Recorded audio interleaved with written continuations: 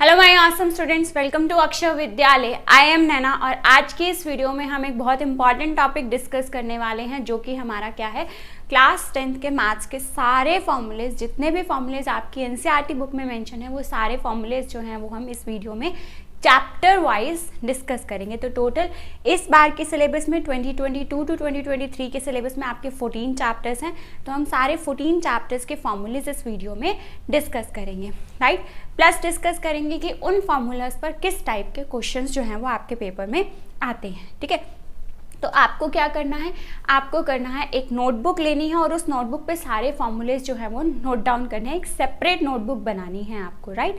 अगर आपने वो नोटबुक पहले से बनाई हुई है तो आप इस वीडियो से क्रॉस चेक कर लीजिए कि आपने कोई फॉर्मूला मिस तो नहीं किया, और अगर आपने वो नोटबुक अभी तक नहीं बनाई है तो अभी के अभी ये नोटबुक साथ के साथ बनाना स्टार्ट कर लीजिए, ठीक है। तो स्टार्ट करते हैं सबसे पहले चैप्टर नंबर 1 से, which is our real numbers, ठीक है। और रियल नंबर्स के चैप्टर में से आपके दो टॉपिक्स जो हैं वो डिडक्ट है सिलेबस में से, यूक्लिड्स डिवीजन एल्गोरिथम एंड आपका लास्ट जो है फैक्टराइजेशन वाली जो एक्सरसाइज है, ये दोनों टॉपिक्स आपके सिलेबस में से डिलीटेड हैं, राइट। तो इस चीज़ को ध्यान में रखते हुए आपके पास सिर्फ दो ही फॉर्मूलेज इसके अंदर बचते हैं। वैसे तो आपके पास सिर्फ एक ही फॉर्मूला है जो कि क्या है, HCF into LCM is equal to A into P। Means अगर कोई भी दो नंबर्स आपको दिए हुए हैं तो उन नंबर्स का HCF मल्टीप्लाइड बाय द उन दोनों नंबर्स का LCM किसके बराबर होगा, दोनों नंबर्स के प्रोडक्ट के बराबर, राइट। एंड देन इसी पर ही बेस्ड आपने देखा कि सैम्पल पेपर में एक क्वेश्चन आया हुआ था विच वॉज कि HCF of the prime numbers is always equal to 1। तो इस टॉपिक पे आपके पास क्वेश्चंस किस टाइप के आते हैं, जैसे आपके देख रहे हैं कि इसमें चार चीज़ें हैं, दो नंबर्स हो गए, एक LCM हो गया और एक HCF हो गया। चार में से कोई भी तीन वैल्यूज़ आपको दी हुई होंगी और चौथी वैल्यू जो है वो आपको फाइंड आउट करनी होगी, राइट। सिंपली वैल्यूज पुट करके आप यहाँ से वो वैल्यू निकाल सकते हैं। बट सैम्पल पेपर में इन्होंने क्या किया, सैम्पल पेपर में इन्होंने आपको दो नंबर्स दे दिए और बोला कि वो दोनों नंबर्स जो हैं वो कैसे हैं, प्राइम नंबर्स हैं, ठीक है। तो अब प्राइम नंबर्स हैं तो उन्होंने HCF आपको डायरेक्ट नहीं बताया, डायरेक्ट बताने की बजाय उन्होंने इनडायरेक्टली आपको बोल दिया कि दोनों नंबर्स कैसे हैं, प्राइम नंबर्स हैं। प्राइम नंबर्स हैं तो प्राइम नंबर्स का HCF कितना होता है, प्राइम नंबर्स का HCF होता है हमारा 1, और आपको वहाँ से क्या निकालना था, उसका LCM। दोनों नंबर्स पता चल गए, उनका HCF पता चल गया, so you can find out your LCM, right. Basically आपको कोई भी तीन चीज़ें दी हुई होंगी, आपसे वो फोर्थ चीज़ जो है वो फाइंड आउट करने के लिए कहेंगे, ठीक है। तो नोट डाउन कीजिए इसे फटाफट से, then move ahead with the next chapter our polynomials. So now moving ahead with the chapter number 2 which is our polynomials, ठीक है। तो पॉलिनोमियल्स के चैप्टर में से आपको पता है कि आपका जो डिवीजन एल्गोरिथम है वो आपका डिडक्ट हुआ है, तो आपको उसके फॉर्मूलेज करने की ज़रूरत नहीं है, ठीक है। उसका भी एक फॉर्मूला होता है बट वो आपको करने की जरूरत नहीं क्योंकि वो आपके सिलेबस में से डिलीटेड है। तो रेस्ट पार्ट की बात करते हैं जहाँ से आपका क्वेश्चन भी आता है। सबसे पहले पॉलिनोमियल की स्टैंडर्ड फॉर्म क्या होती है, ax² plus bx plus c, ठीक है। देन आपकी एक्सरसाइज 2.1 में जो आपका ग्राफिकली है, ग्राफिकली भी आपके पास जो है वो 1 मार्क में क्वेश्चन आ सकता है कि एक ग्राफ दिया हुआ होगा एंड देन आपसे पूछेंगे कि इसमें जो है इसकी नंबर ऑफ जीरोस बताओ। तो फर्स्ट पॉइंट जो मैंने लिखा है वो यही है कि zeros of the polynomial are the x coordinates of the points where the graph of the p of x intersects the y axis, ठीक है। मीन्स जो ये हमारी x कोऑर्डिनेट्स की जो ये वैल्यूज़ होंगी, जहाँ पे ये जितनी बार हमारा कट करेगा उतनी ही बार हमारी क्या होंगी, उतनी ही क्या होंगी हमारी नंबर ऑफ ज़ीरोज़ होंगी, राइट। तो कितनी ज़ीरोज़ हैं इसमें, 1 2 3 एंड 4। ध्यान रखनी है ये चीज़ आपको कि आपको जो है आपको एक्स एक्सिस काउंट करनी है कि एक्स एक्सिस पर कितनी बार इंटरसेक्ट कर रहा है, राइट। ये हो गई 2.1 एक्सरसाइज की बात। Then coming ahead with the 2.2 exercise and 2.3, उसके अंदर हमारे पास किस पे टॉपिक है, basically zeros of the polynomial, ठीक है। दो तरह के क्वेश्चंस हैं इसके अंदर, या तो आपको जीरोज ऑफ द पॉलिनोमियल निकालनी होगी इस तरह से, या फिर आपको जीरोज ऑफ पॉलिनोमियल दी हुई होंगी एंड देन आपको जो है वो पॉलिनोमियल फाइंड आउट करना होगा, ठीक है।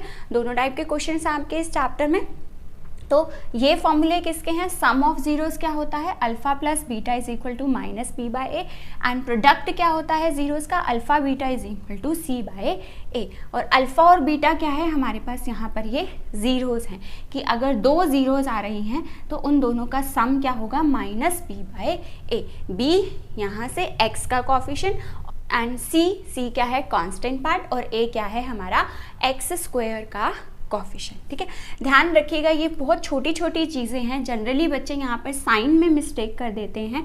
ये सारी वैल्यूज़ आपकी प्लस में हैं। ठीक है, तो आपके पास अगर क्वेश्चन में इस तरह से हो 2x square minus 3x plus 3, तो यहाँ से b की जो वैल्यू होगी वो मेरी कितनी होगी, -3। यही छोटी छोटी साइंस की गलती आपका पूरा क्वेश्चन गलत करवा सकती है। यहाँ फॉर्मूले में क्या है, सम के फॉर्मूले में माइनस b बाय ए है, प्रोडक्ट के फॉर्मूले में क्या है, c बाय ए, राइट। और ये क्या है, इससे क्वेश्चन आता नहीं है बट नोट डाउन कर लीजिए कि आपको पता होना चाहिए ये भी।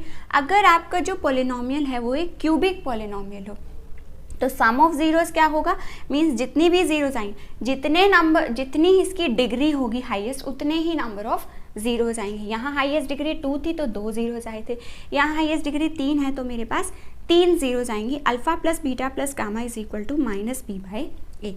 इसी तरह से इनका जो प्रोडक्ट होगा, प्रोडक्ट के दो फॉर्मूलेस हैं, या तो ये इक्वल होगा सी बाय ए के या फिर ये इक्वल होगा माइनस डी बाय ए के। तो दो टाइप के क्वेश्चन अच्छे से प्रैक्टिस कीजिएगा, दोनों में से किसी भी टाइप का क्वेश्चन आ जाता है पेपर में, या तो जीरोस गिवन होंगी, पॉलिनोमियल फाइंड आउट करना होगा, या पॉलिनोमियल गिवन होगा, आपको जीरोस फाइंड आउट करनी होंगी। ठीक है, नोट डाउन कीजिए फटाफट से। Then move ahead with the next chapter, third chapter, pair of linear equations in 2 variables.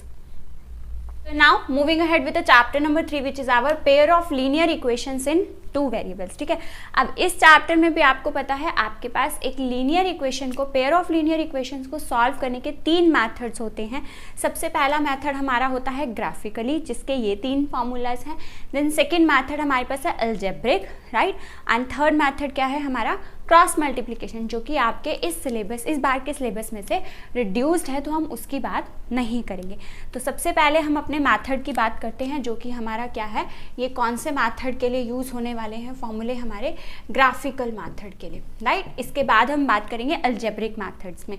तो हमारे पास क्या है, ये तीनों पॉइंट्स आपको याद करने की ज़रूरत नहीं पड़ेगी अगर आप सिर्फ एक चीज़ का मतलब समझ लें कि सॉल्यूशन क्या होता है। सपोज मेरे पास यहाँ पर 2 लाइंस हैं, 2 लाइंस की इक्वेशन है a1x plus b1y plus c1 is equal to 0, and दूसरी लाइन की इक्वेशन है a2x plus b2y2 is equal to 0, x1 y1 x2 y2। ठीक है, तो सपोज मेरे पास ये 2 लीनियर इक्वेशंस हैं जिनका हम सॉल्यूशन निकालना चाह रहे हैं। सॉल्यूशन का मतलब क्या होता है कि जब वो दोनों लाइंस ग्राफिकली एक दूसरे को इंटरसेक्ट करेंगी तो वहाँ पर उनका क्या बनेगा, एक सॉल्यूशन। जितने पॉइंट्स पर इंटरसेक्ट करेंगे उतने ही नंबर ऑफ सॉल्यूशंस बनेंगे। ठीक है, तो यहाँ पर क्या है कि अगर हमारी ये दोनों वैल्यूज़ और ये दोनों वैल्यूज़ बराबर ना हो, सिर्फ इनका कांस्टेंट पार्ट बराबर हो, तो ये दोनों एक दूसरे को कितने पॉइंट्स पर इंटरसेक्ट करेंगी, एक पॉइंट पर। तो वही चीज़ यहाँ पर है कि अगर हमारे पास ये कोएफिशिएंट बराबर नहीं है तो यानी कि लाइंस कैसी हैं, इंटरसेक्टिंग। प्लस इंटरसेक्टिंग का क्या मतलब हुआ, इंटरसेक्टिंग मतलब क्या होता है कि वो एक पॉइंट पर इंटरसेक्ट करें। तो कितने सॉल्यूशन हो गए, यूनिक सॉल्यूशन, या फिर अगर हम कहें कि हमारे पास सिर्फ 1 सॉल्यूशन है। ठीक है, देन उसके बाद अगर अगले कोफिशिएंट्स की बात करें, इसका मतलब क्या है, सारे के सारे कोफिशिएंट्स की रेशियो जो है वो आपस में बराबर है। ठीक है, तो मतलब रेशियो अगर सबकी बराबर है तो दोनों पॉइंट्स जो हैं, इसके जो पॉइंट्स बनेंगे, सारे के सारे पॉइंट्स वो ग्राफिकली एक दूसरे को बिल्कुल ओवरलैप कर देंगे, एक दूसरे के बिल्कुल ऊपर आ जाएंगे। तो दैट मीन्स वो दोनों लाइन्स क्या कर रही हैं, कोइंसिडेंट है। कोइंसिडेंट का मतलब आपको पता है क्या होता है, एक दूसरे को बिल्कुल ओवरलैप करना, ऊपर आना एक दूसरे के।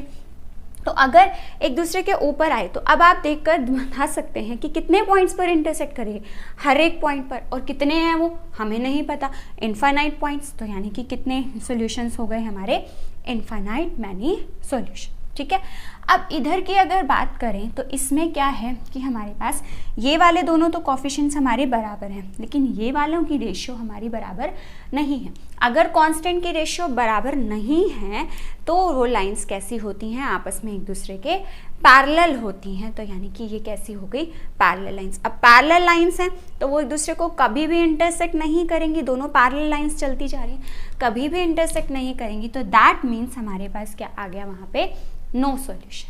ठीक है, क्लियर, नोट डाउन कीजिए। Then move ahead with the algebraic method, जिसमें हमारे पास दो मेथड्स हैं, substitution and elimination. Question generally इस टॉपिक पर हमारे पास आ जाता है।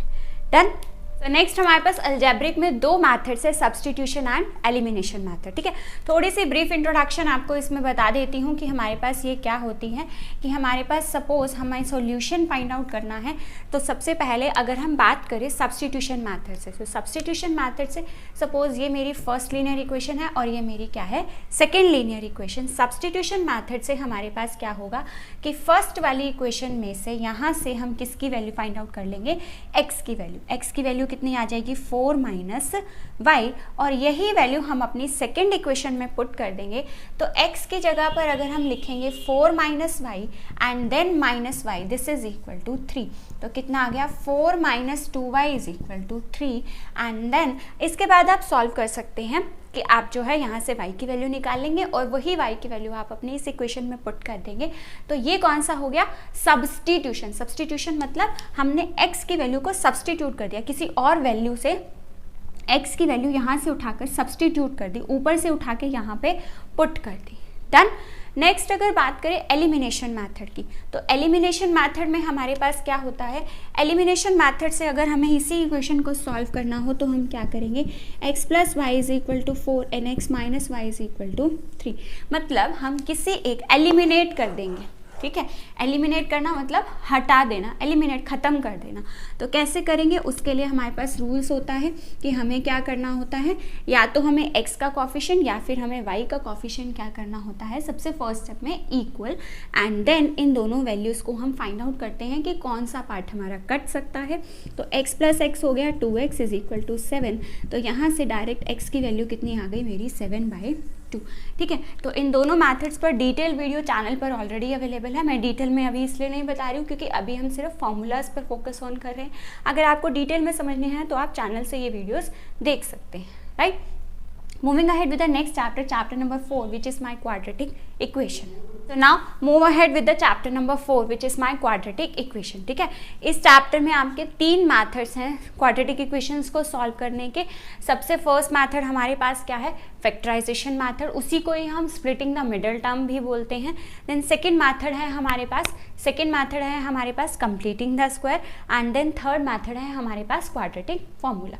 तो कंप्लीटिंग द स्क्वायर जो है वो आपके सिलेबस में से रिड्यूस्ड है, तो उसको हम यहाँ पर डिस्कस नहीं करने वाले। हम जो है वो फॉर्मूलाज पर बात कर रहे हैं, प्लस जो आपका फैक्टराइजेशन मैथड है उसके अंदर भी हमारे पास कोई भी फॉर्मूला नहीं है। ठीक है, वो एक मैथड है, ठीक है, उसका कोई फॉर्मूला नहीं है, तो उसको भी यहाँ पर डिस्कस नहीं करेंगे। डिटेल में पढ़ना है तो आप चैनल पर जाकर देख सकते हैं video. So moving ahead with the quadratic formula. ठीक है, क्वाड्रेटिक फॉर्मूला पर आपके पास बेसिकली जो चांसेस हैं ज़्यादा, फैक्टराइजेशन मैथड से भी ज़्यादा चांसेस हैं आपका इस टॉपिक से क्वेश्चन आने के। तो क्वाड्रेटिक फॉर्मूला क्या कहता है कि हम रूट्स कैसे निकाल सकते हैं। देखो, क्वाड्रेटिक पॉलिनोमियल में हम इसको बोलते हैं जीरोस और क्वाड्रेटिक इक्वेशन में हम इसी चीज़ को बोलते हैं रूट्स। राइट, तो अल्फा कोमा बीटा का फॉर्मूला क्या है, -b plus minus under root of b square minus 4ac/2a। जैसे क्वाड्रेटिक पॉलिनोमियल की स्टैंडर्ड फॉर्म मैंने आपको बताई थी, वैसे ही हमारे पास क्वाड्रेटिक इक्वेशन की भी स्टैंडर्ड फॉर्म है। तो वैसे ही उसी तरह से ही हमारे पास a, b और c की वैल्यूज जो है हम यहाँ से निकाल सकते हैं। a क्या है, एक्स स्क्वायर का कॉफिशिएंट, b क्या है, x का कॉफिशिएंट, और c क्या है मेरा कांस्टेंट पार्ट। राइट, अब आता है डिस्क्रिमिनेंट। डिस्क्रिमिनेंट मतलब डिस्क्रिमिनेट कर देना, डिफ्रेंशिएट करना चीज़ों में, और वो किस चीज़ में डिफ्रेंशिएट करता है, हमारे रूट्स में, कि रूट्स किस तरह के होंगे। डिफरेंस क्रिएट कर रहा है ये। अगर तो इसकी वैल्यू ग्रेटर देन 0 होगी तो कैसे रूट्स होंगे, रियल एंड डिस्टिंक्ट रूट्स होंगे। अगर इसकी वैल्यू इक्वल टू 0 होगी तो रूट्स कैसे होंगे, रियल एंड इक्वल रूट्स। अगर इसकी वैल्यू लेस देन 0 है तो यानी कि मेरे कोई भी रियल रूट्स एग्जिस्ट नहीं करते। तो डिफरेंस क्रिएट कर दिया ना, बता दिया ना, अलग अलग करके चीज़ों को, रूट्स को अलग अलग करके, रूट्स की क्वालिटी बता दी, नेचर बता दिया रूट्स का, किसने, डिस्क्रिमिनेंट ने। तो इसीलिए इसको हमने क्या नाम दिया, डिस्क्रिमिनेंट। ठीक है, तो नोट डाउन कीजिए फटाफट से, इस पे आपके क्वेश्चंस आने के बहुत ज़्यादा चांसेस हैं। तो किस टाइप के क्वेश्चंस आते हैं, आपको कोई भी क्वाड्रेटिक इक्वेशन दे देंगे एंड बोलेंगे कि इसके जो है वो रियल और इक्वल रूट्स एग्जिस्ट करते हैं, तो p की वैल्यू फाइंड आउट करके बताइए। ठीक है, तो रियल एंड इक्वल रूट्स मतलब आपको पता है कि जो है जो ये वैल्यू है डिस्क्रिमिनेंट की, ये किसके इक्वल होगी, 0 के, राइट। ज़्यादातर इस पर क्वेश्चन आता था, बट आजकल लास्ट 2 ईयर से आपके पास इस पर भी क्वेश्चन, सेम टाइप का क्वेश्चन इस पर भी बनने लग गया है कि p की क्या वैल्यू होगी कि अगर उसके real and distinct roots exist करें, तो आप क्या लेके चलेंगे, इक्वल टू 0 की जगह यहाँ पर ग्रेटर देन 0। ठीक है, या फिर आपको बोल देंगे कि जो है इसके रूट्स फाइंड आउट करके दिखाइए, कोई भी एक क्वाड्रेटिक इक्वेशन दे देंगे and then they will say कि इसके रूट्स निकालिए, राइट। प्लस इस चैप्टर में से आपके पास वर्ड प्रॉब्लम का क्वेश्चन आता है, वो भी आपका वर्ड प्रॉब्लम का क्वेश्चन भी फाइनली रिड्यूस हो जाता है किसमें, क्वाड्रेटिक इक्वेशन में। देन आप अपना क्वाड्रेटिक फॉर्मूला लगा के इसके रूट्स निकाल सकते हैं। ठीक है, आपके पास फर्स्ट टाइप हो गई कि आपको p की वैल्यू निकालनी दे देंगे, सेकंड टाइप हो गई आपको रूट्स निकालने के लिए बोलेंगे, थर्ड आपकी वर्ड प्रॉब्लम हो गई। देन आपकी जो फोर्थ टाइप है क्वेश्चन की, फोर्थ टाइप में आपसे वो क्या कहेंगे कि इसके रूट्स निकालिए इफ़ द डिस्क्रिमिनेंट एग्जिस्ट। अगर उन्होंने एग्जिस्ट की बात कर दी तो मतलब पहले आपको ये वाला पार्ट निकालना पड़ेगा डिस्क्रिमिनेंट, और उनको लास्ट नीचे एक लाइन लिख के देनी पड़ेगी कि because b² - 4ac is greater than 0 और equal to 0, that's why it's real roots exist. ठीक है, देन आपको फर्दर मूव ऑन करना है अपने क्वेश्चन के रूट्स निकालने पर, right. Now moving ahead with the chapter number 5, which is our arithmetic progression. Now moving ahead with the chapter number 5, arithmetic progression. इसमें से आपको पता है कि आपके सिलेबस में से कुछ भी डिलीटेड नहीं है, आपको पूरा चैप्टर करना है।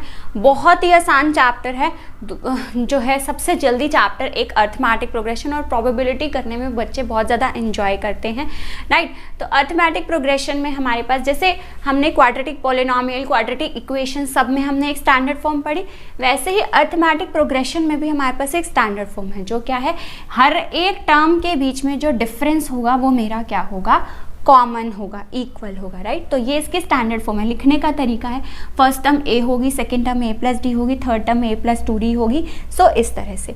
या फिर हम इसको रिप्रेजेंट कर सकते हैं a1, a2, a3 and so, दोनों में से कुछ भी हो सकता है आपका। तो फर्स्ट टर्म जो है उसको आप a बोलो या फिर आप उसको a1 बोलो, वो एक ही बात है, राइट। देन आपके पास आता है कॉमन डिफरेंस। जैसे मैंने आपको बताया, इसका स्टैंडर्ड वे क्या है कि सारी टर्म्स के बीच का जो डिफरेंस होता है वो हमारा कैसा होता है, सेम होता है। ठीक है, उसके बाद सम निकालना हो, अगर मुझे सारी टर्म्स का अगर सम निकालना हो, क्वाड्रेटिक पॉलिनोमियल और इक्वेशंस में भी आपने सम सीखा, जीरोस का सम निकालने का फॉर्मूला, ऐसे ही अर्थमेटिक प्रोग्रेशन का भी सम निकालने का फॉर्मूला है, वो क्या है, n/2 × 2a + n - 1 × d।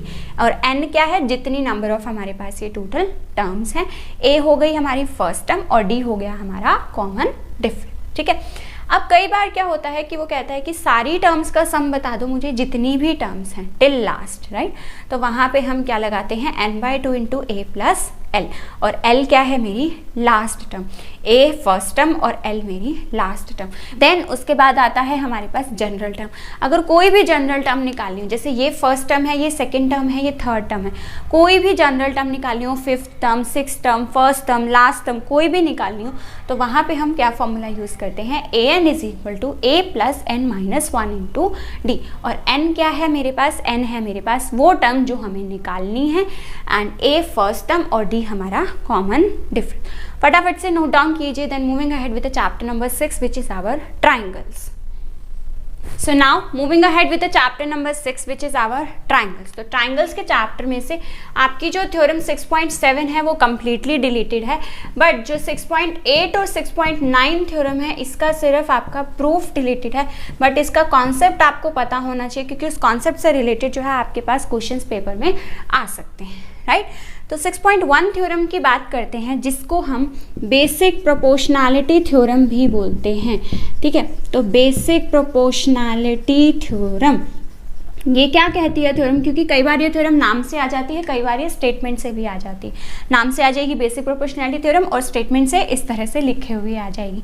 क्या है कि if a line is drawn parallel to one side of a triangle, एक ट्राइंगल है, एक ट्राइंगल के पैरेलल हमने एक और लाइन ड्रॉ करी, सपोज इस लाइन के पैरेलल हमने एक और लाइन ड्रॉ करी, to intersect other two sides, बाकी दो साइड्स को क्या कर रही है, ये इंटरसेक्ट कर रही है at the two distinct points, तो अलग अलग पॉइंट्स पर इंटरसेक्ट कर रही है, तो होगा क्या, देन आपको इसके प्रूफ भी करने हैं, तो होगा क्या, then other two sides A B and A C are divided in the same ratio, ratio में, सेम रेशियो में, मतलब रेशियो का क्या मतलब होता है, A D by D B is equal to A E by E C. ठीक है, तो इस टॉपिक से आपके पास कैसा क्वेश्चन आता है, वो आपको जो है कई बार इस तरह की रेशियो बता देते हैं, चारों में से कोई भी 3 रेशियो दे देंगे और आपको बोलेंगे कि हमें जो है वो 4th रेशियो बताओ, 4th साइड। या फिर कई बार क्या होता है कि ये 3 आपको दे दी, ए डी ए ई और ई सी दे दी आपको, देन वो कहेंगे कि पूरी ए बी निकाल कर बताओ, तो पूरी ए बी कैसे निकलेगी, वही चीज़ आप पहले क्या निकालेंगे, डी बी निकालेंगे, ए डी भी गिवन है, ए ई भी गिवन है, ई सी भी गिवन है, वहाँ से आप क्या निकाल सकते हैं, डी बी। तो पूरी ए बी निकालने के लिए फाइनल आंसर ध्यान रखिएगा कि पूरी ए बी निकालने के लिए आपको A D plus D B दोनों का सम करके लिखना है, तभी आपको फुल मार्क्स मिलने वाले हैं। Done.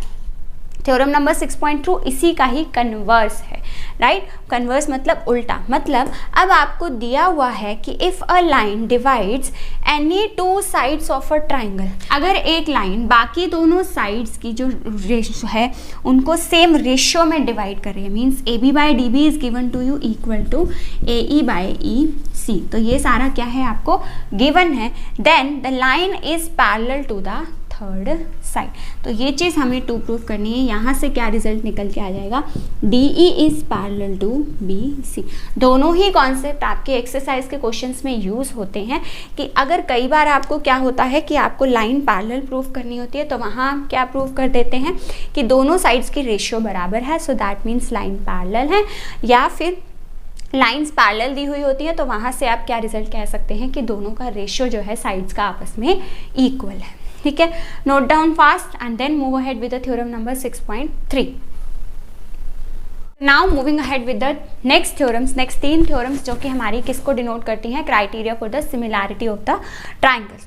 Theorem number 6.3, 6.4 and 6.5 means कि अगर हमारे पास कोई भी 2 ट्राइंगल्स हैं तो वो एक दूसरे के सिमिलर कब होंगे, मीन्स सिमिलर मतलब एक जैसे कैसे दिखते होंगे, राइट। उनकी प्रॉपर्टीज सेम कब होंगी, कौन कौन सी प्रॉपर्टीज, साइड ट्राइंगल के पास क्या होता है, एंगल्स और साइड्स होती हैं। ठीक है, तो उन्हीं दोनों चीज़ों को हम लेकर बात करेंगे कि अगर इनके कॉरेस्पॉन्डिंग एंगल्स, कॉरेस्पॉन्डिंग वर्ड मैं यूज़ कर रही हूँ, मीन्स अगर ये वाला एंगल है तो इसके कॉरेस्पॉन्डिंग कौन सा होगा, ये वाला। इस पॉइंट पर बन रहा है तो इसी पॉइंट पर जो दूसरा एंगल बनेगा दूसरे ट्राइंगल में, ये दोनों एंगल्स मेरे इक्वल होंगे। ऐसे ही ऊपर की साइड जो ट्राइंगल एंगल होगा वो दोनों मेरे एंगल्स क्या होने चाहिए, इक्वल, तो वो क्या हो जाएंगे, दोनों ट्राइंगल्स कैसे हो जाएंगे हमारे सिमिलर। ठीक है, नेक्स्ट बात करते हैं साइड की। साइड्स होती हैं तो अगर तीनों साइड्स भी हमारी इक्वल हैं तो यानी कि वो भी ट्राइंगल्स कैसे हैं, हमारे सिमिलर ट्राइंगल्स हैं।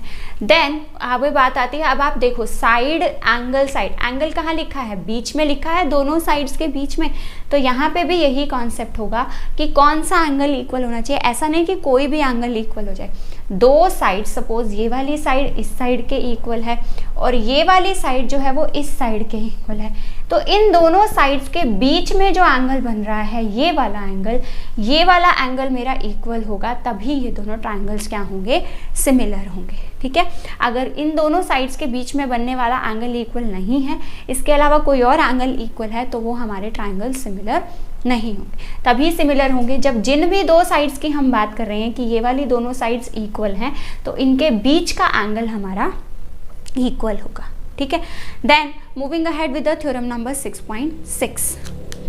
Now theorem number 6.6, theorem number 6.6 में उन्होंने क्या बोला है हमें, that the ratio of the area of two similar triangles, ध्यान रखिएगा क्या वर्ड यूज कर रहे हैं वो, सिमिलर ट्राइंगल्स, मतलब ये थ्योरम सिर्फ उन्हीं ट्राइंगल्स के लिए है जो कैसे हैं, आपस में सिमिलर हैं, राइट।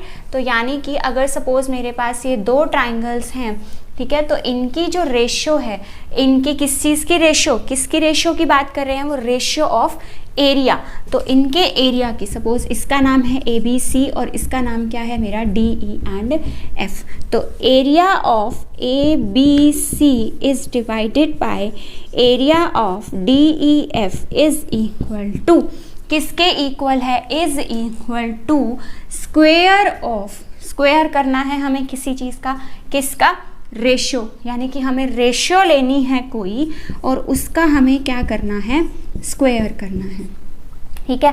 अब किसकी रेशियो लेनी है, इनके कॉरेस्पॉन्डिंग साइड्स की रेशियो। कॉरेस्पॉन्डिंग बताया मैंने आपको कि अगर ये AB है तो कॉरेस्पॉन्डिंग का मतलब क्या हुआ, दूसरी साथ वाली side means AB by DE, और यहाँ से क्या है BC और यहाँ से क्या है मेरे पास EF, ठीक है।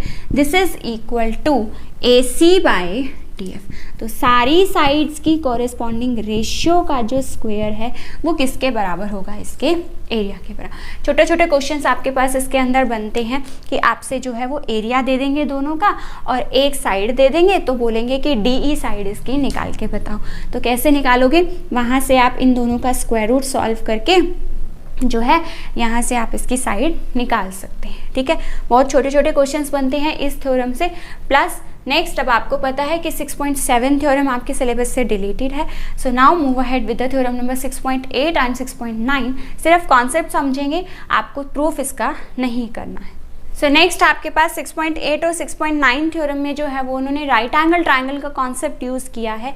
6.8 थ्योरम में उन्होंने बोला है कि अगर हमारे पास किसी भी एक ट्राइंगल के, जो हमारा राइट एंगल ट्राइंगल होता है, राइट एंगल ट्राइंगल में क्या होता है, एक साइड जो है, जो बड़ी वाली साइड है हाइपोटेन्यूज, इसका स्क्वायर किसके बराबर होता है, बाकी दोनों साइड्स के स्क्वायर के सम के बराबर, ठीक है। तो ये पाइथागोरस थ्योरम आप लोगों ने पहले भी पढ़ी हुई है, यहाँ पर भी सेम बात उन्होंने की है। 6.8 थ्योरम में उन्होंने बोला है कि राइट एंगल ट्राइंगल का रिलेशन इस तरह से होता है, एंड देन 6.9 थ्योरम में उन्होंने उल्टा इसका कन्वर्स किया है कि अगर ये रिजल्ट हो, means hypotenuse square is equal to perpendicular square plus base square हो, सो दैट मीन्स जो हमारा ट्राइंगल होगा ABC वो कैसा होगा, हमारा एक राइट एंगल ट्राइंगल, ठीक है जी।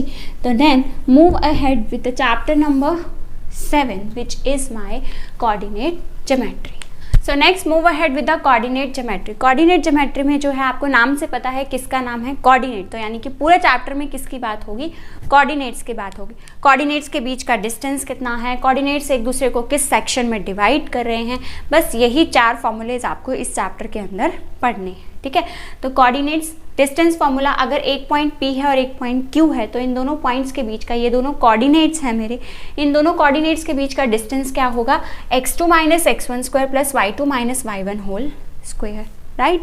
एंड देन अगर यही डिस्टेंस मुझे निकालना हो कहाँ से, ओरिजिन से, तो जो मेरा एक पॉइंट है, एक पॉइंट तो मेरा क्या है P, जिसके कोऑर्डिनेट्स हैं सपोज x, y, और दूसरा पॉइंट क्या है मेरा ओरिजिन, जिसके कोऑर्डिनेट्स क्या होते हैं 0, 0।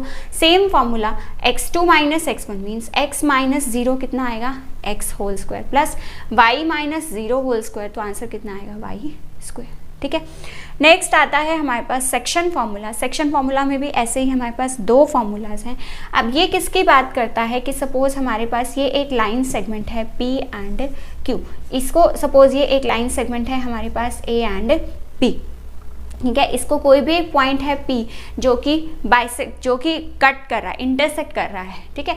अब हमें नहीं पता कि ये किस रेशियो में इंटरसेक्ट कर रहा है, मतलब ये लाइन कितना पार्ट है और ये लाइन का कितना पार्ट है, वही चीज़ हमें निकालनी है। तो उसके लिए क्या फॉर्मूला है, m1 इंटू x2, x2 क्या है इस पॉइंट का coordinate, plus m2 into x1, x1 क्या है हमारे पास इस पॉइंट का, suppose this is x1 y1 और ये क्या है मेरे पास x2 y2, ठीक है, divided by m1 plus m2, ये आ जाएगा इस p कोऑर्डिनेट का x कोऑर्डिनेट, और y कोऑर्डिनेट कैसे निकलेगा, m1 into y2 plus m2 into y1 divided by m1 plus m2, right.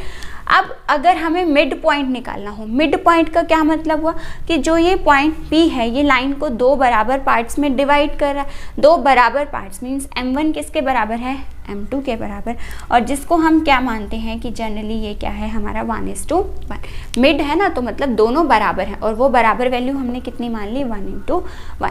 तो अगर आप यहाँ पे 1 पुट करेंगे तो 1 को x2 से मल्टीप्लाई करेंगे तो आंसर कितना आएगा, x2। 1 को x1 से मल्टीप्लाई करेंगे तो आंसर कितना आएगा, x1 डिवाइड बाय 2। ऐसे ही यहाँ पर भी y1 plus y2 is divided bye 2। ठीक है, फटाफट से नोट डाउन कीजिए। Then moving ahead with chapter number 8 which is our introduction to trigonometry.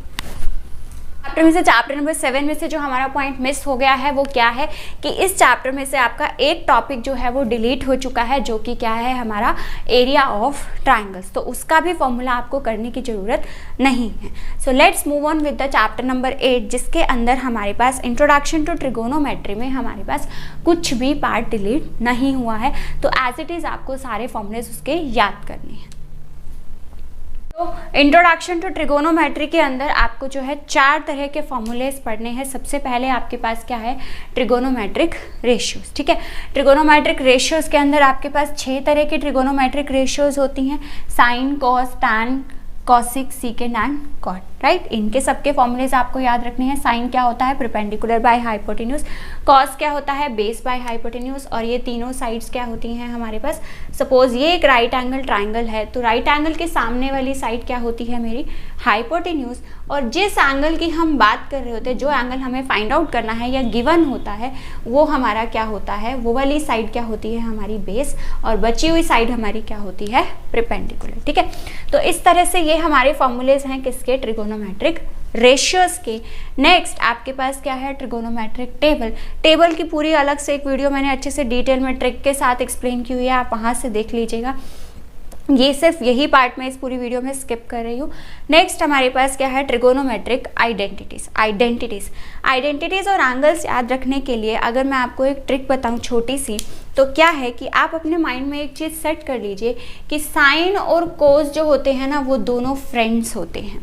ठीक है, ये दोनों लगभग ट्रिगोनोमेट्री में लगभग दोनों जो है वो सेम पैटर्न फॉलो करते हैं।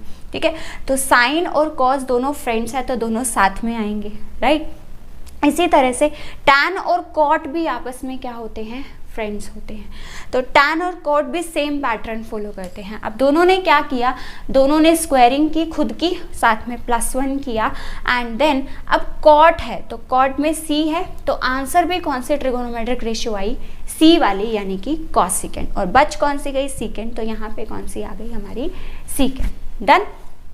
इसी तरह से अब मैं अगर बात करूँ ट्रिगोनोमेट्रिक रेशियोज किसकी, कॉम्प्लीमेंट्री एंगल्स की, तो कॉम्प्लीमेंट्री एंगल्स की ट्रिगोनोमेट्रिक रेशियो में भी वही कॉन्सेप्ट है कि साइन और कॉस दोनों फ्रेंड्स हैं, तो जहाँ साइन होगा आंसर क्या आएगा, कॉस। कॉस है तो आंसर कितना आएगा, साइन। इसी तरह से टैन और कॉट भी दोनों फ्रेंड्स हैं आपस में, तो टैन है तो आंसर कितना आएगा, कॉट। कॉट है तो आंसर कितना आएगा, टैन। अब 2 ट्रिगोनोमेट्रिक रेशियोज बच गई तो वो एक दूसरे के साथ चलेंगी, यानी कि कॉसिक है तो आंसर आएगा सीकेंड, सीकेंड है तो आंसर कितना आएगा हमारा, कॉसिकेंड। ठीक है, तो ये इस तरह से आप इसको याद रख सकते हैं। कुछ भी इस चैप्टर में से डिलीटेड नहीं है, प्लस इस चैप्टर में से आपके पास जो है क्वेश्चन, हर टॉपिक से आपके पास क्वेश्चन आ सकता है। बहुत ही ज़्यादा इंपॉर्टेंट चैप्टर है आपका, और आई थिंक आपके जो इसमें पैटर्न में सबसे ज़्यादा हाईएस्ट स्कोरिंग चैप्टर भी यही है। हर एक टॉपिक से हर एक तरह का क्वेश्चन इस चैप्टर से बन सकता है। इस चैप्टर को बहुत अच्छे से कीजिएगा, क्योंकि ये चैप्टर आपका सिर्फ 10th क्लास में नहीं, आपका फ्यूचर में भी बहुत काम आने वाला है। नोट डाउन कीजिए फटाफट से formulae, then move ahead with the chapter number 9। Right, तो 9th चैप्टर की अगर मैं बात करूं, इतना आप नोट डाउन करते रहिए, मैं 9th के आपको इंट्रोडक्शन दे देती हूं कि 9th चैप्टर में हमारे पास क्या है, एप्लीकेशन ऑफ ट्रिगोनोमेट्री। ठीक है, नाम से ही पता चल रहा है कि ट्रिगोनोमेट्री की ही एप्लीकेशन है। तो जितने भी फॉर्मूलेज ट्रिगोनोमेट्री के हैं वही सारे फॉर्मूलेज हमारे किस में यूज होंगे, नेक्स्ट चैप्टर में, चैप्टर नंबर 9। तो उसके लिए अलग से कोई फॉर्मूला नहीं करना है। So now move ahead with the chapter number 10, जो बहुत छोटा सा चैप्टर है, जिसके अंदर सर्कल्स का, जिसके अंदर आपको सिर्फ 2 थ्योरम्स करनी है, theorem number 10.1 and theorem number 10.2। ठीक है जी। तो now next is my chapter number 10 which is circles. तो सर्कल्स के चैप्टर में आपको सिर्फ 2 थ्योरम्स पढ़नी है। वो क्या है? The tangents to at any point of the circle. अब टेंजेंट क्या होती है आपको पता है कि सर्कल के ऊपर अगर किसी एक पॉइंट पर कोई भी लाइन ऐसे आ रही है तो that is called as my tangent. Means circle को अगर सिर्फ एक ही पॉइंट पर इंटरसेक्ट करती है तो that is called my tangent. ठीक है, this is tangent at any point of the circle is perpendicular. Perpendicular है, किसके परपेंडिकुलर है? To the radius of the circle. जो रेडियस है सर्कल की उसके ऊपर ये क्या है? हमारी परपेंडिकुलर। ठीक है, clear concept. Next theorem number 10.2, इनमें उन्होंने क्या बोला है? The length of the tangents drawn from the external point to a circle. अब ध्यान देना वर्ड्स पे, वर्ड्स क्या लिखा है उन्होंने? Length of the tangents, tangents S use किया है उन्होंने, यानी कि कितनी टेंजेंट्स हैं? एक से ज़्यादा टेंजेंट्स हैं। एक से ज़्यादा टेंजेंट्स कहाँ से? Drawn from an external point. किसी एक एक्सटर्नल पॉइंट से हमने टेंजेंट्स ड्रॉ करी। हम कितनी भी टेंजेंट्स ड्रॉ कर लें सर्कल के ऊपर, इन सब की क्या होगी? Are equal in length. ये जो टेंजेंट्स होंगी इनकी लेंथ क्या होगी? हमारी इक्वल। सपोज ये ए बी पॉइंट है, ये सी है, ये डी है, ये ई है, तो A B is equal to A C is equal to A D is equal to A E. ठीक है, बस इतना सा ही चैप्टर है ये 10th चैप्टर सर्कल्स का। आपके जो है ज़्यादातर थ्योरम आ जाती है इस चैप्टर से, तो थ्योरम्स पर थोड़ा फोकस ज़्यादा कीजिएगा। नाउ 11th चैप्टर आपका सिलेबस में से डिलीटेड है, नोट डाउन कर लीजिए फटाफट से। एंड 11th चैप्टर की बात कर रहे थे हम। 11th चैप्टर क्या है? कंस्ट्रक्शंस, वो आपका सिलेबस में से पूरा डिलीटेड है। Now moving ahead with the chapter number 12 which is area related to the circles. तो नेक्स्ट है हमारे पास chapter number 12 area related to the circles, जिसके अंदर आपके इस चैप्टर में से कोई भी पार्ट डिलीटेड नहीं है। आपको अगर ये फॉर्मूलाज याद हैं अच्छे से तो आप क्वेश्चन 1 मिनट में इसका क्वेश्चन बहुत जल्दी इजीली निकाल सकते हैं। सिंपली आपको क्या पता होना चाहिए कि हमारे पास क्या है? एरिया ऑफ सर्कल सबको पता है पाई आर स्क्वायर होता है, बहुत छोटी क्लासेस से पढ़ते आ रहे हैं। अब इसके एक सेक्टर का मतलब किसी एक इस तरह से पार्ट का हमें एरिया निकालना है और सेंटर पर वो एंगल कितना बना रहा है? Theta, right. तो theta by 360 into 2 pi are square. Theta वो एंगल जो ये बना रहा है 360 से डिवाइड क्यों किया? क्योंकि पूरा एंगल कितना होता है? 360 होता है। इंटू पाई आर स्क्वायर क्यों किया? क्योंकि हम एरिया की बात कर रहे हैं। ठीक है, देन अगर हम लेंथ की बात करें इसी की ही, तो लेंथ के लिए क्या लग जाएगा? Theta by 360 into 2 pi r. अब 2 पाई आर क्यों यूज़ किया? क्योंकि सर्कल की जो लेंथ होती है, जो सर्कमफ्रेंस होती है, वो कितनी होती है हमारी? 2 पाई आर। तो जब एरिया निकालना है तो पाई आर स्क्वायर, जब लेंथ निकालनी है तो 2 पाई आर। ठीक है, then area of segment of a circle. Segment का एरिया कैसे निकलेगा? सेक्टर के एरिया में से अगर हम इस ट्राइंगल का एरिया माइनस कर दे तो हमारे पास किसका एरिया आ जाने वाला है? सेगमेंट का एरिया। ठीक है, कुछ ज़्यादा डिस्कस करने का नहीं है, सिंपल 4-5 फॉर्मूलेज हैं, याद कीजिए। Next move ahead with the chapter number 13। Next chapter है आपके पास chapter number 13 which is surface area and volumes. इस चैप्टर के अंदर से हमारे पास फ्रस्टम का पार्ट डिलीटेड है, तो फ्रस्टम के फॉर्मूलेज आपको याद करने की जरूरत नहीं है। रेस्ट फॉर्मूलेज की टेबल आपके सामने है। ठीक है, तो रेस्ट फॉर्मूलेज की टेबल जो है वो आप यहाँ से नोट डाउन कर लीजिए, क्योंकि यही सारे फॉर्मूलेज आपके जो है वो चैप्टर में यूज होने वाले हैं। ठीक है, तो अब आपके माइंड में क्वेश्चन आ रहा होगा कि इतने सारे क्वेश्चन आप कैसे याद करेंगे? तो याद करने की सिर्फ एक ही ट्रिक है, आपको चैप्टर को करने से पहले ये सारे क्वेश्चन से एक पेज के ऊपर आपको 2 बार खुद से लिखने हैं। राइट, पहले आप इनको समझ लीजिए, इनको पढ़ लीजिए क्या क्या है, देन आप इन सारे फॉर्मूलेज को खुद से एक पेपर के ऊपर 2 बार इन फॉर्मूलेज को लिखिए। देन आप उसी पेपर से ही देखकर अपने क्वेश्चन सॉल्व कीजिए। आपको क्वेश्चंस करते करते ये फॉर्मूलेज खुद ब खुद से याद हो जाएंगे। ठीक है, क्योंकि ये सिमिलर हैं, देखने में बहुत बड़े लग रहे हैं। जैसे कर्व सरफेस एरिया है क्यूब का कितना है? 4a square. टोटल में क्या आ जाएगा? सिर्फ 4 की जगह यहाँ पे 6, क्योंकि क्यूब की टोटल सरफेस एरिया में हम सारी साइड्स कवर अप करते हैं और साइड्स कितनी होती हैं टोटल? 6, तो 6a स्क्वायर। अब वॉल्यूम क्या है? Volume is a cube. ठीक है, इसी तरह से अगर क्यूबॉइड की बात करें तो क्यूबॉइड में 2b into L plus H, but जब हम टोटल की बात करेंगे तो टोटल में दोनों दो साइड्स का पेयरिंग करके हमने प्रोडक्ट करना है। ठीक है, इस तरह से जब आप इस क्वेश्चंस को करना स्टार्ट करेंगे, क्वेश्चंस को सॉल्व करना स्टार्ट करेंगे जब, तब आपके माइंड में खुद ब खुद से फॉर्मूले सेट होना स्टार्ट हो जाएंगे। सिलेंडर का curve surface area 2 pi R H. अब जब टोटल की बात करनी है तो h की जगह पे क्या लगाना है? h plus r. राइट। तो सिंपल से ट्रिक्स आपके खुद ही हर स्टूडेंट की अलग अलग तरह से ट्रिक्स बनने स्टार्ट हो जाएंगी कि हम इसको ऐसे याद कर सकते हैं, इसको ऐसे याद कर सकते हैं। Done. So now moving ahead with the chapter number 14 which is our statistics. अच्छा, इस चैप्टर से जो है आपके पास ज़्यादातर वर्ड प्रॉब्लम बेस्ड क्वेश्चन आने वाला है आपके पास, ठीक है। तो वो क्वेश्चंस और उनमें डायरेक्ट फॉर्मूलेज पुट होंगे।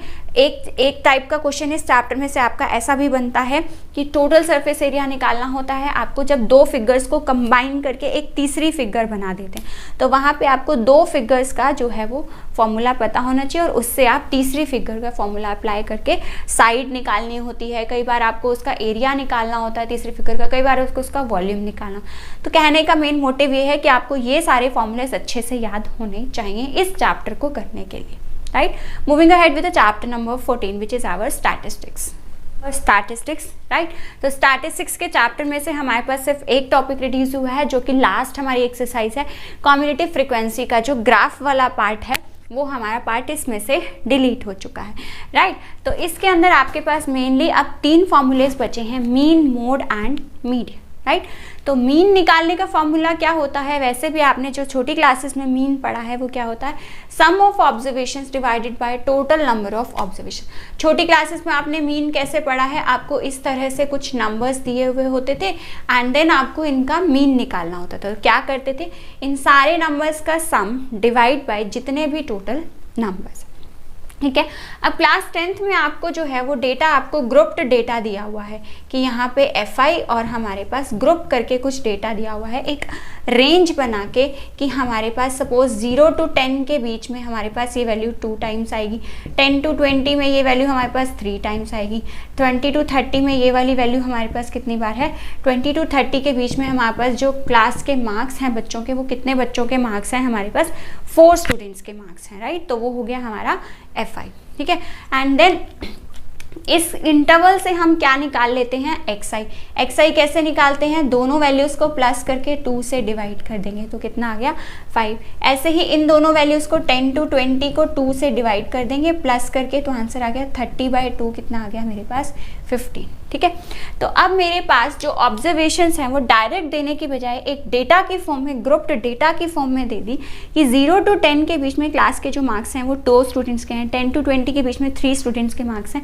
तो फॉर्मूला क्या लगेगा अब हमारा कि FI इंटू XI, एक नेक्स्ट कॉलम में हम वैल्यू निकालेंगे FI इंटू XI, मतलब इन दोनों वैल्यूज को मल्टीप्लाई करके 2 5s 10, 15 into 3 will be 45 and then इन सारी वैल्यूज का सम डिवाइडेड बाय FI का सम, ठीक है।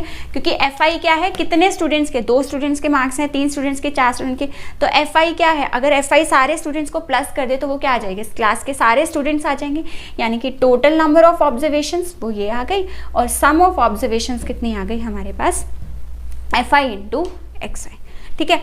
देन हम बात करें अगर मोड की, ठीक है। तो मोड निकालने के लिए हमें क्या करना होता है, सबसे पहली चीज़ हमें ये ढूंढनी है, ये तो फॉर्मूला है, ठीक है, फॉर्मूला तो आप याद कर सकते हैं, बट इस फॉर्मूले में L, F1, F2, F2, H ये सब क्या है हमारे पास, F1 ढूंढना होता है सबसे पहले। वो क्या होता है, फ्रीक्वेंसी में जो सबसे ज़्यादा बड़ी वैल्यू है, हाईएस्ट वैल्यू जो है, दैट बिकम्स माई F1। तो ये मेरी हो गई F1। इससे पहले की जो वैल्यू होगी मेरी वो कितनी होगी, मेरी F0, और इससे जो नेक्स्ट वैल्यू होगी वो मेरी क्या होगी, F2, ठीक है।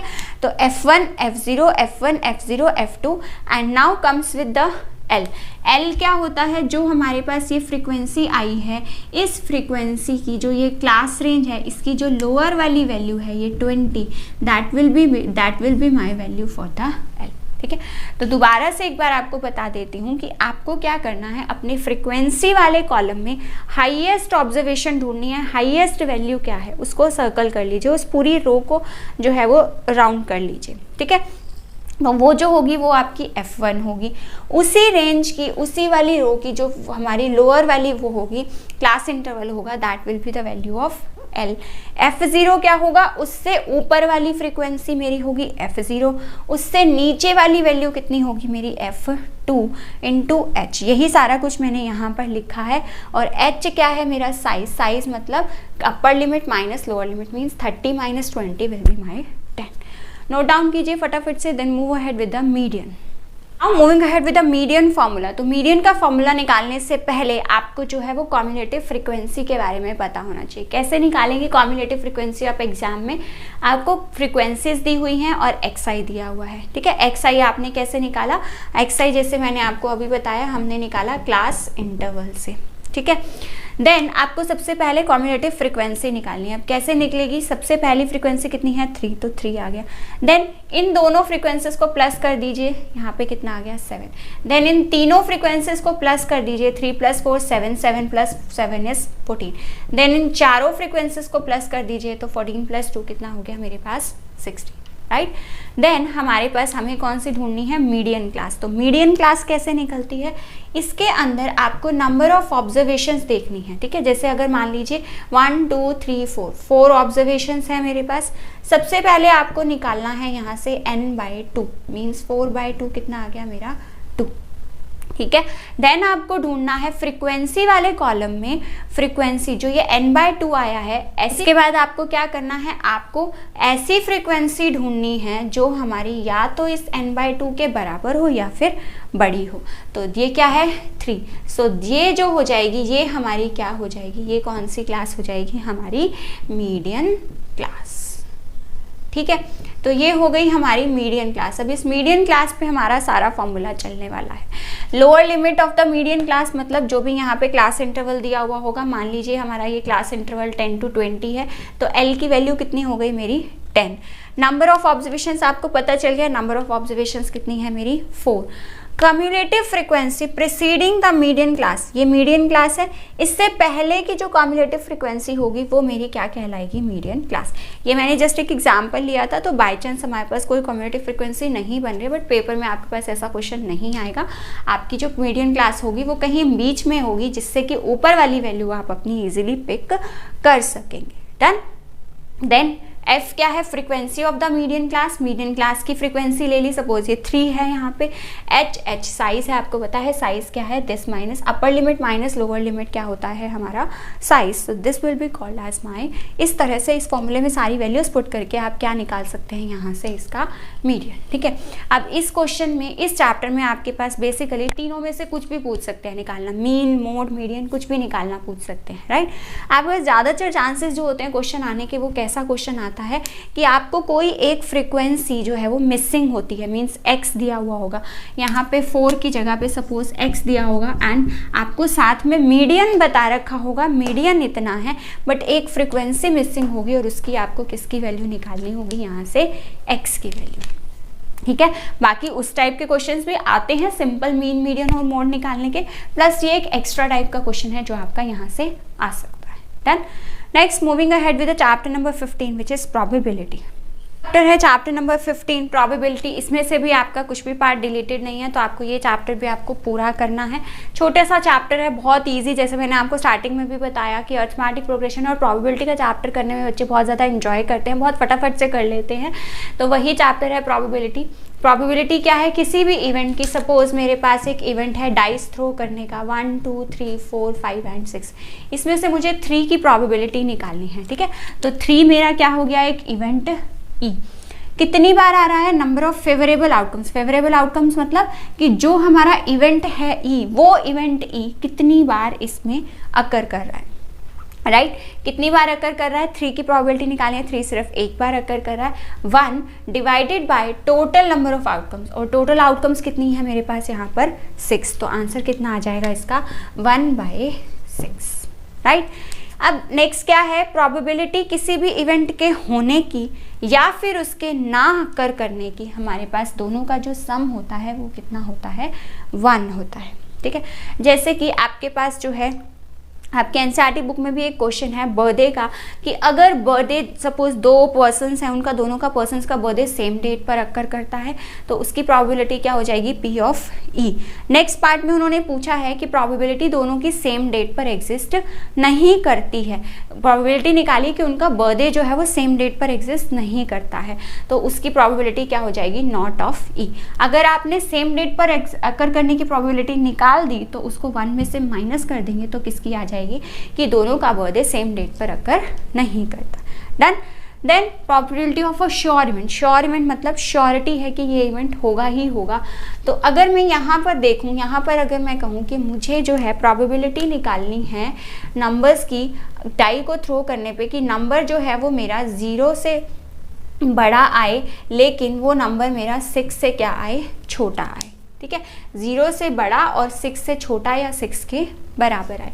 तो कितने नंबर्स बन रहे हैं टोटल कितने इवेंट्स बन रहे हैं, यानी कि ये भी फेवरेबल है, ये भी सारे 6/6 और 6 ही मेरे क्या है टोटल इवेंट्स। 6 ये ऊपर वाले कौन से हैं मेरे फेवरेबल, मतलब ये सारी वैल्यू 0 से बड़ी हैं और 6 से छोटी या 6 के बराबर हैं। तो ये हो गए मेरे favourable events divided by total number of events, और टोटल भी कितने हैं मेरे 6 हैं।